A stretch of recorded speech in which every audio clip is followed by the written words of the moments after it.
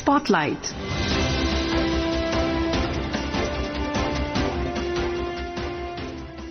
This is Akashvani. In the program Spotlight, now we bring you a discussion on Prime Minister's upcoming visit to Jordan, Ethiopia and Oman. The participants are Atul Aneja, Strategic Analyst, and Sarabjit Kaur, Anchor. Hello listeners and welcome to yet another edition of Spotlight. The Prime Minister's visit to Jordan, Oman and Ethiopia comes at a crucial moment in India's foreign policy outreach. Spanning West Asia and Africa, this multi-nation tour highlights India's focus on strengthening strategic partnerships, enhancing economic cooperation and deepening people-to-people ties. From energy security and regional stability in West Asia to development partnership and South-South cooperation in Africa, this visit reflects India's growing global engagement and its commitment to building long-term, mutually beneficial relationships. To discuss this further, we are fortunate to connect with Mr. Atul Aneja, Strategic Analyst. Mr. Atul, welcome to this discussion. Mr. Atul, at the outset, we'd like to have your expert comment on the Prime Minister's visit to Jordan, Oman and Ethiopia, and how is this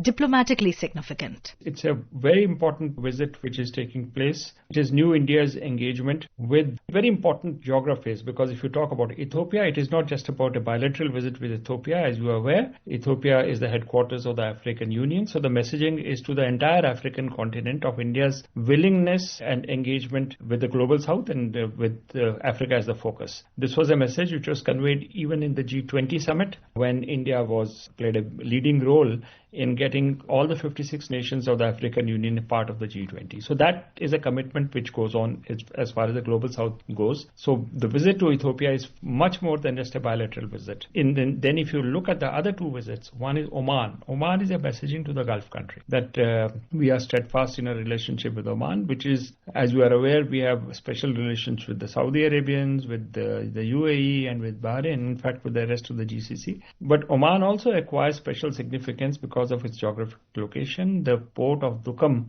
for example, is a place where Indian Navy can have periodic access, and that is very important for the security of the sea lanes for global trade which passes through the Indian Ocean. So it has a much larger strategic implication. That is a visit to Oman, apart from energy security and even food security, because one of the major plants of urea is in a place called Sohar in Oman. And then you come to Jordan. Jordan is in the heart of what they call the Middle East, because it borders the Palestine and is at the front line of the Gaza war. The visit of the Prime Minister will show our keenness and our willingness to play an important role as one of the global players in that geography in trying to resolve conflicts in that region. And I think that message will go loud and clear with the Prime Minister's visit to Jordan. India is going to take a position of peace based on principle. So if you look at it in totality, it's a highly important visit of India as a player in the multipolar world,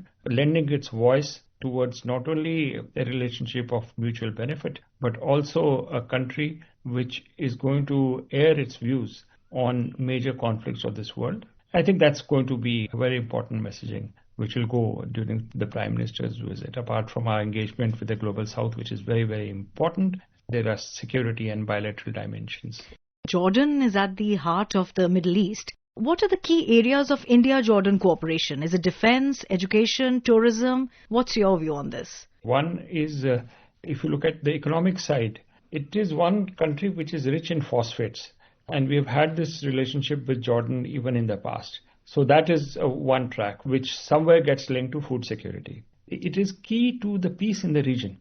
Jordan playing a role in the Palestinian ending or alleviating the Palestinian conflict, it has a ripple effect across the Middle East, which would mean that it affects Saudi Arabia, it affects the Gulf countries, which are very, very important to us. So Jordan playing a role of stability in the region is of prime importance to India and India's own economy and strategic well-being. So I think those are two pillars on which this relationship rests. I think that it won't be unexpected if the defense relationship between us and the Jordanians develops further, because India of today is capable of not only having strategic dialogues and at the level of principles, but also a military power now which with its own sizable defense industry. So we'll see how that track gets leveraged during this visit. Geography is the key, because if you have that special relationship with Jordan, it is just not bilateral, but you impact an entire region, and not just Egypt or Palestine, but the entire Gulf gets impacted. Let's hear what our correspondent in Jordan, Vinod Kumar, has for us. Jordan is a key supplier of fertilizers to India, particularly phosphates and potash, which are critical for India's agriculture sector. A flagship example of this cooperation is the Jordan India Fertilizer Company, a joint venture worth $860 million between India's IFCO and Jordan's Phosphates Mines Company. In addition, around 15 garment companies of Indian origin with cumulative investments of nearly $500 million operate in Jordan's qualified industrial zones. These companies benefit from Jordan's extensive free trade agreements and special trading arrangements with the United States, Europe and the wider Arab region, exporting finished products onto the global markets. Now let's listen to the Indian ambassador to the Kingdom of Jordan, Sri Manish Chauhan. Honorable Prime Minister Shri Narendra Modi's historic visit to Jordan on the 15th and 16th of this month is a moment of great joy for all of us here. At the invitation of His Majesty King Abdullah II, Honorable Prime Minister would be here. This is also, we are celebrating the 75th year of establishment of diplomatic relations between our two friendly countries. And we look forward to welcoming our Prime Minister and ensuring a successful and productive visit. There is an excellent relationship already between India and Jordan in all spheres, be it economic or cultural. We have a very strong cooperation in the field of food security. Jordan provides us with phosphates, which are all critical minerals contributing to food security in India. We also have a very strong cultural and people-to-people connect. There is a vibrant Indian community of approximately 18,000 people, which is active in all spheres, and it is known for its enterprise and dynamism. We also have strong cultural ties. There is a significant section of our Jordanian friends who have passed out of Indian universities, and together with our Indian community, they provide the backbone on which we are building stronger and stronger ties between our two friendly countries. Air connectivity between the two countries has improved, with Royal Jordanian launching direct flights between Amman and Mumbai, with plans to expand services to New Delhi. Jordan also offers visa on arrival and electronic visa facilities to Indian travelers, further facilitating business and tourism. Jordan is also seen as an important partner in the proposed India-Middle East-Europe Economic Corridor, or IMEC, where it is expected to play a role as a strategic land bridge between the key regional markets. Atul, what makes Oman a long-standing and trusted partner for India, and how critical is Oman for India's energy security and maritime interests? It's a trusted relationship which goes a long way back. That relationship was actually given the special status or the special character by the late King Qaboos of Oman.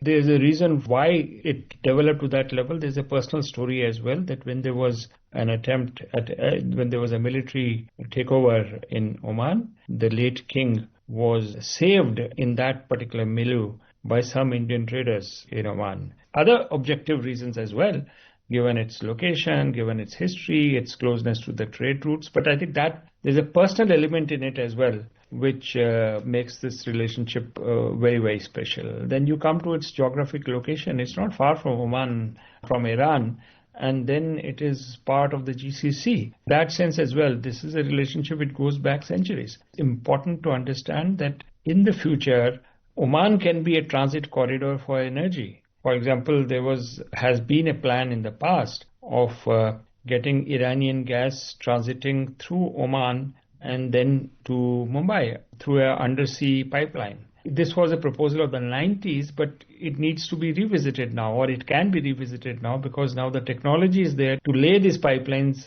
deep sea pipelines. So it can acquire a further strategic dimension from the energy security perspective. And finally, it's the port of Duqm, where Indian Navy has access, which is critical for the safety of sea lanes, especially when it comes to trade in the Indian Ocean, which is coming to India's shores, or going further along the Red Sea to Europe. So from a strategic perspective too, and because of the location of the port of Duqm, this is also one of the reasons why Oman is such a special country and a friend of India.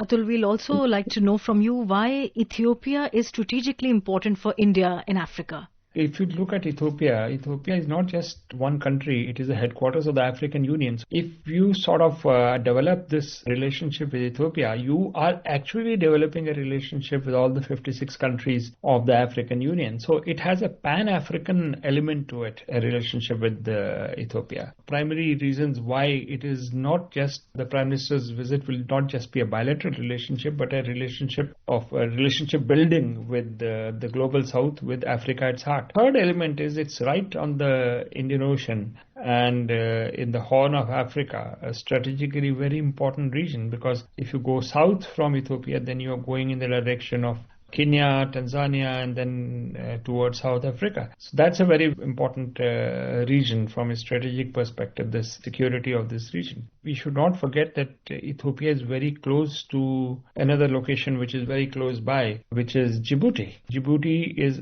right on the mouth of Red Sea, and it's an area where a lot of foreign navies have set up their bases. So Ethiopia can be a place geographically located which can influence a vast geography and trade, which is going both down southwards towards southern Africa and then going northwards towards Europe. I think that is another element which will bind India and Ethiopia in the years to come. Sushil Chandra Tiwari, our correspondent in Ethiopia, has this update on the Prime Minister's visit. Prime Minister Narendra Modi will reach Addis Ababa, the capital of African country Ethiopia, on Tuesday for a 2-day visit. It will be a first trip by an Indian PM to the Horn of African nation in more than a decade and the first one of Prime Minister Modi. He will be holding wide-ranging discussions with Prime Minister of Ethiopia, Dr. Abiy Ahmed Ali, on all aspects of India-Ethiopia bilateral ties. As partners in the Global South, the visit will be a reiteration of the shared commitment of the two nations to advance close ties of friendship and bilateral cooperation.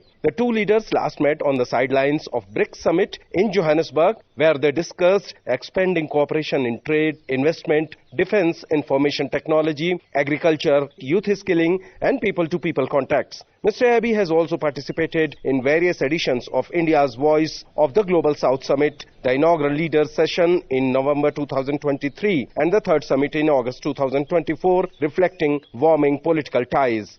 Atul, if we were to analyze this visit, what economic opportunities does this open for Indian companies? Well, it does because it's a fairly large country and India has plenty to offer to Ethiopia. I would say we are the pharmacy of the world, so pharmaceuticals would definitely be one of the areas. And then the digital products which India can offer to developing countries, our UPI system, Aadhaar card, DigiLocker. We have a lot of cost-effective digital technologies which can find relevance in Africa and including Ethiopia. Ayushman Bharat, part of the health paradigm of India, I'm sure it can be. And even when it comes to startup, can that be area where we can train people or we can actually have them set up in collaboration with India? So these are the exciting new opportunities which are coming in. And I'm sure some of them are going to be explored in much more detail during the Prime Minister's visit. Is there a message underlying this multi-nation visit to the global community? I think so. Definitely is, because we are stepping on the global stage. It's a follow-up of what happened at the G20 summit.